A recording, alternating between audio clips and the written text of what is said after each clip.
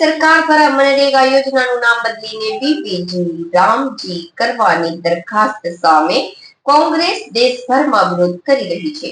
આના ભાગરૂપે ભરૂચ જિલ્લા કોંગ્રેસ સમિતિએ જિલ્લા પ્રમુખ રાજેન્દ્રસિંહ રાણાની આગેવાની હેઠળ કેન્દ્ર સરકારના નિર્ણય સામે ઉગ્ર વિરોધ નોંધાવ્યો હતો।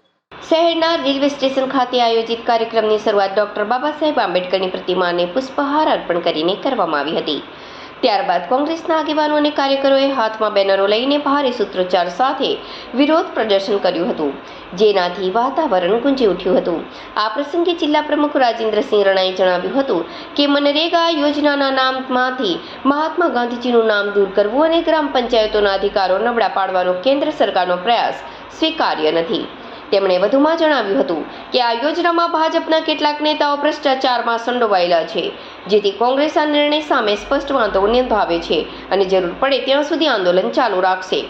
કાર્યક્રમમાં શહેર પ્રમુખ સલીમ અમદાવાદી, પાલિકાના વિપક્ષ નેતા શમશાદ અલી સૈયદ, મીડિયા પ્રવક્તા નાજુ ફળવાલા, યુવા નેતા શેરખાન પઠાણ, મહિલા આગેવાન જ્યોતિ તડવી, જુબેર પટેલ, માજી શહેર પ્રમુખ હરીશ પરમાર સહિત મોટી સંખ્યામાં કોંગ્રેસના આગેવાનો અને કાર્યકરો હાજર રહ્યા હતા।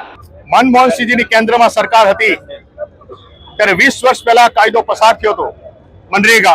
આખા વિશ્વએ એની નોંધ લીધી હતી અને આ કાયદાનું અનુકરણ વિશ્વમાં લોકોએ કરેલું છે। ત્યારે રોજગાર ગેરંટી, ગામડામાં રહેતા આર્થિક પછાત, દલિત, મારા આદિવાસી, મારા આર્થિક પછાત જે ગરીબ કુટુંબ છે એને રોજીરોટી પાલતો આ કાયદો છે। ત્યારે આ કાયદાને નાબૂદ કરવા માટે એનું નામ બદલીકરણ મહાત્મા ગાંધી જે વિશ્વના પૂજનીય છે એમનું નામ બદલી ભારતીય જનતા પાર્ટી મહાત્મા ગાંધી સાથે બી ચેડા કરી રહ્યા છે। ગોડસેના